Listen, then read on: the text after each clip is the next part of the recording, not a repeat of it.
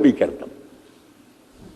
السلام علیکم جی مولانا، یہ آپ نے نعمت ہے اللہ تعالیٰ کو، اس پر شکر ہے، اس پر جو ہے بڑی تفصیلی گفتگو کی ہے، اور اس میں جو ہے اللہ تعالیٰ کی نعمت جو ہے مال جو ہے وہ بھی بہت بڑی نعمت ہے، بڑی اور پھر اس کا انفاق فی سبیل اللہ کا حکم دیا ہے، انفاق جا بجا۔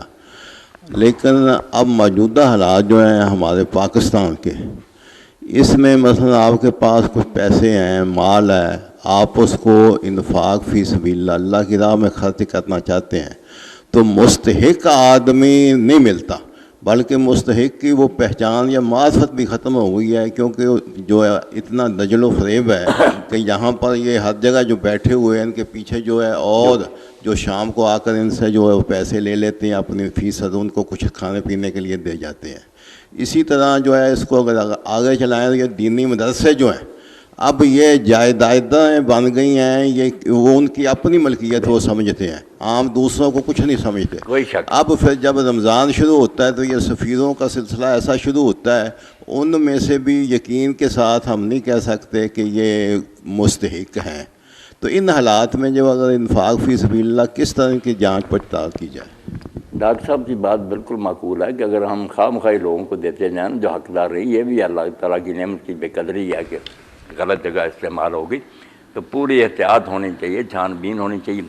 اس کے لیے اگر کوشش کریں، اپنے دوست احباب سے پوچھیں، اپنے رشتہ داروں میں بھی تو بہت سے لوگوں کا پتہ ہوتا ہے کہ وہ شریف ہیں، سفید پوش ہیں، مانگ بھی نہیں سکتے مگر ہیں حقدار، تو ان کی مدد تو سب سے زیادہ بہتر ہے۔ اللہ کے رسول علیہ السلام نے فرمایا کہ جو اپنے اقربا رشتہ داروں پر صدقہ کیا جائے اس میں 2 اجر صلہ رحمی کا بھی ہے اور صدقہ کا بھی، اس لیے پہلے اپنا حلقہ جو نا ارد گرد اس میں ہی دیکھنا چاہیے کہ بے شک میرے خاندان کے ہیں یا ان کے پاس تھوڑا بہت ہے بھی مگر اچھا گزارا نہیں، یا بیٹی کی شادی کرنا چاہتے ہیں، وہ بھی ایک ایسی مجبوری بن گئی کہ اگر نہ اس کے لیے کچھ رقم ہو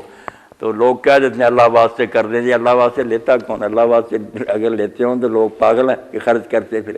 اگر مرد پہ بھی دیتے ہیں، ہم نہیں جہیز چاہتے، جب وہ بیچاری جاتی ہے، کل پرسوں اخبار میں نماز پڑھی تھی، گولی مار تو لے کر کچھ نہیں آئی۔ اس لیے حال یہ ہو گیا کہ جو لوگ ارد گرد نا اپنے، ان میں آدمی بہت سے لوگوں کو جانتا، پھر اپنے دوستوں سے پوچھے جو جاننے والے ہیں کہ ایسے کوئی مسکین لوگ ہیں، ہونی پوری احتیاط چاہیے، اس میں کوئی شک نہیں ہے، خواہ مخواہ نہیں لٹانا چاہیے۔